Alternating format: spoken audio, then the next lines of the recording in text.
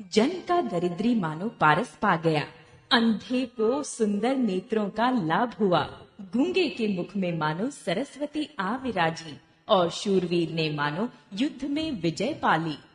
इन सुखों से भी 100 करोड़ गुना बढ़कर आनंद माताएं पा रही हैं, क्योंकि रघुकुल के चंद्रमा श्री राम जी विवाह करके भाइयों सहित घर आए हैं। माताएं लोक रीति करती हैं और दुल्हा दुल्हनें सकुचाते हैं। इस महान आनंद और विनोद को देखकर श्री रामचंद्र जी मन ही मन मुस्कुरा रही हैं। मन की सभी वासनाएं पूरी हुई, जानकर देवता और पितरों का भली भांति पूजन किया।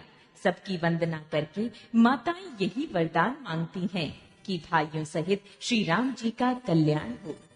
देवता छिपे हुए अंतरिक्ष से आशीर्वाद दे रहे हैं और माताएं आनंदित हो आंचल भरकर ले रही हैं। तदनंतर राजा ने बारातियों को बुलवा लिया और उन्हें सवारियां, वस्त्र, मणि, रत्न और आभूषण आदि दिए। आज्ञा पाकर श्री राम जी को हृदय में रखकर वे सब आनंदित होकर अपने अपने घर गए। नगर के समस्त स्त्री पुरुषों को राजा ने कपड़े और गहने पहनाए। घर घर बधावे बजने लगे।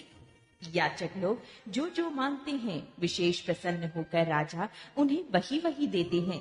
संपूर्ण सेवकों और बाजी वालों को राजा ने नाना प्रकार के दान और सम्मान से संतुष्ट किया। सब जोहार वंदन करके आशीष देते हैं और गुण समूहों की कथा गाते हैं। तब गुरु और ब्राह्मणों सहित राजा दशरथ जी ने महल में गमन किया। वशिष्ठ जी ने जो आज्ञा दी उसे लोक और वेद की विधि के अनुसार राजा ने आदर पूर्वक किया। ब्राह्मणों की भीड़ देखकर अपना बड़ा भाग्य जानकर सब रानियां आदर के साथ उठीं। चरण धोकर उन्होंने सबको स्नान कराया और राजा ने भली भांति पूजन करके उन्हें भोजन कराया। आदर, दान और प्रेम से पुष्ट हुए वे संतुष्ट मन से आशीर्वाद देते हुए चले। राजा ने गाधी पुत्र विश्वामित्र जी की बहुत तरह से पूजा की और कहा, हे नाथ, मेरे समान धन्य दूसरा कोई नहीं है। राजा ने उनकी बहुत प्रशंसा की और रानियों सहित उनकी चरण धूलि को ग्रहण किया। उन्हें महल के भीतर ठहरने को उत्तम स्थान दिया, जिसमें राजा और सब रनिवास उनका मन चुभता रहे, अर्थात जिसमें राजा और महल की सारी रानियां स्वयं उनके इच्छानुसार उनके आराम की ओर दृष्टि रख सकें। फिर राजा ने गुरु वशिष्ठ के चरण कमलों की पूजा और विनती की। उनके हृदय में कम प्रीति न थी, अर्थात बहुत प्रीति थी। बहुओं सहित सब राजकुमार और सब रानियों समेत राजा बार बार गुरु जी के चरणों की वंदना करते हैं और मुनीश्वर आशीर्वाद देते हैं। राजा ने अत्यंत प्रेम पूर्ण हृदय से पुत्रों को और सारी संपत्ति को सामने रखकर उन्हें स्वीकार करने के लिए विनती की, परंतु मुनिराज ने पुरोहित के नाते केवल अपना नेक मांग लिया और बहुत तरह से आशीर्वाद दिया।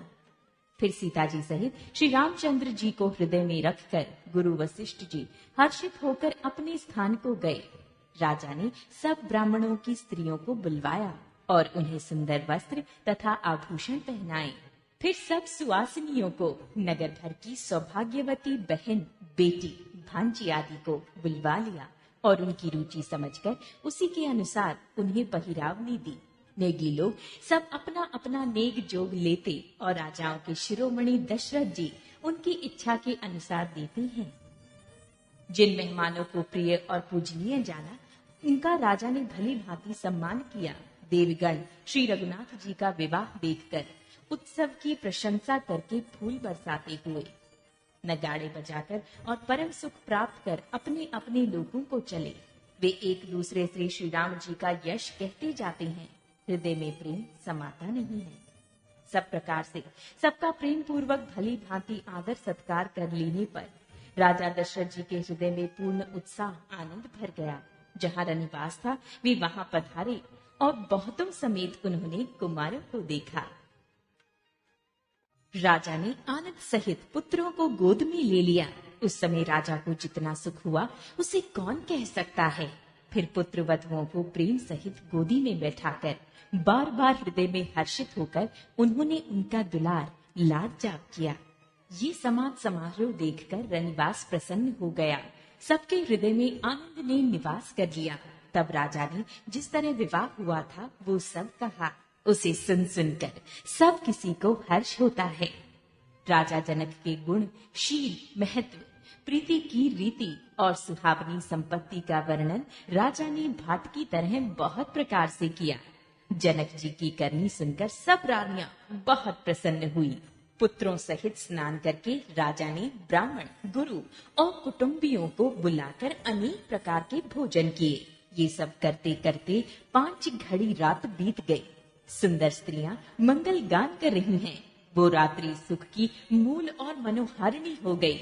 सबने आचमन करके पान खाए और फूलों की माला, सुगंधित द्रव्य आदि से विभूषित होकर सब शोभा से छा गए। श्री रामचंद्र जी को देखकर और आज्ञा पाकर सब सिर नवाकर अपने अपने घर को चले। वहां की प्रेम, आनंद, विनोद, महत्व, समय, समाज और मनोहरता को सैकड़ों सरस्वती, शेष, वेद, ब्रह्मा, महादेव जी और गणेश जी भी नहीं कह सकते। फिर भला मैं उसे किस प्रकार से बखान कर कहूँ? कहीं केंचुआ भी धरती को सिर पर ले सकता है। राजा ने सबका सब प्रकार से सम्मान करके कोमल वचन कहकर रानियों को बुलाया और कहा, बहुएं अभी बच्ची हैं, पराए घर आई हैं।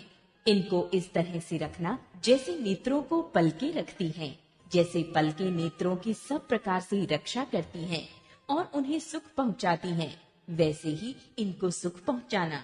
लड़के थके हुए नींद के वश हो रहे हैं, इन्हें ले जाकर शयन कराओ। ऐसा कहकर राजा श्री रामचंद्र जी के चरणों में मन लगाकर विश्राम भवन में चले गए। राजा के स्वभाव से ही सुंदर वचन सुनकर रानियों ने मणियों से जड़े सुवर्ण पलंग बिछवाए। गद्दों पर गौ के दूध के फेन के समान सुंदर एवं कोमल अनेकों सफेद चादरें बिछाई। सुंदर तकियों का वर्णन नहीं किया जा सकता। मणियों के मंदिर में फूलों की मालाएं और सुगंध द्रव्य सजे हैं। सुंदर रत्नों के दीपकों और सुंदर चंदोए की शोभा कहते नहीं बनती। जिसने उन्हें देखा हो वही जान सकता है। इस प्रकार सुंदर शैया सजाकर माताओं ने श्री रामचंद्र जी को उठाया और प्रेम सहित पलंग पर पौढ़ाया। श्री राम जी ने बार बार भाइयों को आज्ञा दी, तब वे भी अपनी अपनी शैयाओं पर सो गए। श्री रामचंद्र जी के सांवले सुंदर कोमल अंगों को देखकर सब माताएं प्रेम सहित वचन कह रही हैं। हे तात, मार्ग में जाते हुए तुमने बड़ी भयावनी ताड़का राक्षसी को किस प्रकार से मारा?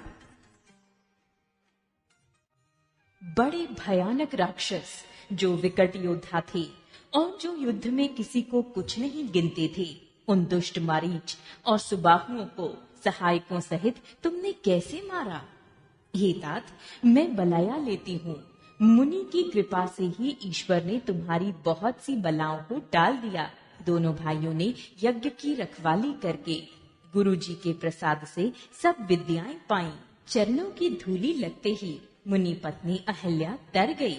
विश्व भर में ये कीर्ति पूर्ण रीति से व्याप्त हो गई। कच्छ पकी पीठ, ब्रज और पर्वत से भी कठोर शिव जी के धनुष को राजाओं के समाज में तुमने तोड़ दिया। विश्व विजय के यश और जानकी को पाया और सब भाइयों को ब्याह कर घर आए।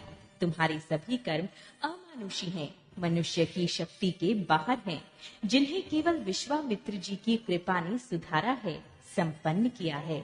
हे तात, तुम्हारा चंद्रमुख देखकर आज हमारा जगत में जन्म लेना सफल हुआ। तुमको बिना देखे जो दिन बीते हैं उनको ब्रह्मा गिनती में न लावें, हमारी आयु में शामिल न करें। विनय भर में उत्तम वचन कहकर श्री रामचंद्र जी ने सब माताओं को संतुष्ट किया। फिर शिव जी, गुरु और ब्राह्मणों के चरणों का स्मरण कर नेत्रों को नींद के वश किया, अर्थात वे सो रहे। नींद में भी उनका अत्यंत सलोना मुखड़ा ऐसा सो रहा था मानो समय का लाल कमल सो रहा हो। स्त्रियां घर घर जागरण कर रही हैं और आपस में एक दूसरी को मंगलमयी गालियां दे रही हैं।